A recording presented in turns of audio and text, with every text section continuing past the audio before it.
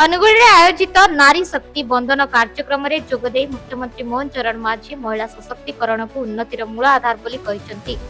से नारी शक्ति बंधन अधिनियम को समर्थन करने को आह्वान करी संसद और विधानसभा 33% संरक्षण को ऐतिहासिक पदक्षेप बोली उल्लेख करथिले। से कहिथिले नारी उन्नति बिना देश रे संपूर्ण विकास संभव नहीं एवं बिल को विरोध करने अर्थ नारी सशक्तिकरण को विरोध करने।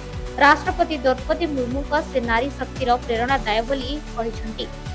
राज्य में सुभद्रा लक्षपति दीदी और कन्या विवाह योजना माध्यम महिला सशक्तिकरण को वृद्धि करा जाउछि।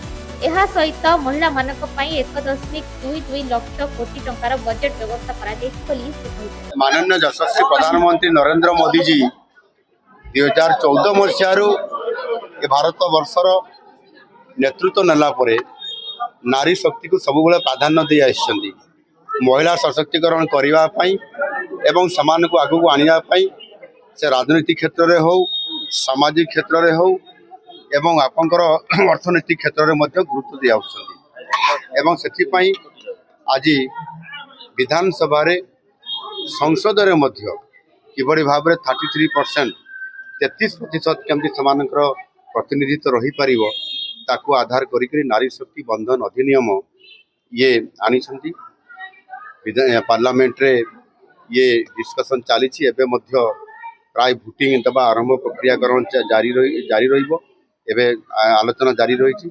निश्चित भाव में आमे से आशा रखुचु जे जेहेतु समस्त जनसंख्यार अधा होउचंती महिला एवं समान को समान अधिकार देवार ये गोटे बहुत बड़ संवैधानिक व्यवस्था भितर हेबा कथा ताकू आधार करके आज करा जाउची।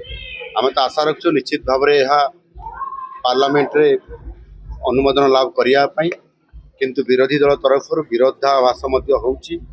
एणु प्रकृत में जदि जो विरोधी जो मैंने विरोध करुँच महिला मान सशक्तिकरण करें महिला मान समानता आनबार जदि टिके चिंता थाए ताले निश्चित भाव में समर्थन देवे आपाई महिला मान सचेतन करने सशक्तिकरण करने आज ओडिशा रे ये प्रथम थर करी आम ये अनुभव रे गोटे नारी शक्ति सम्मेलन एठी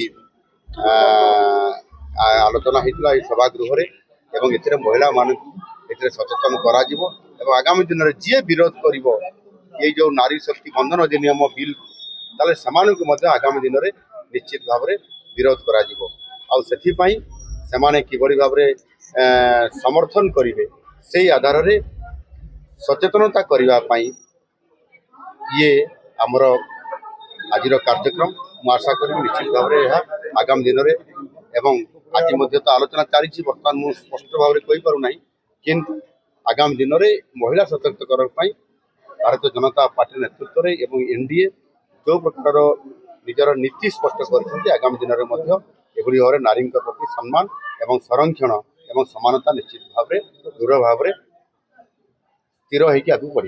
बरपाड़ प्रशांत नायक रिपोर्ट ओडिशा वार्ता लाइव।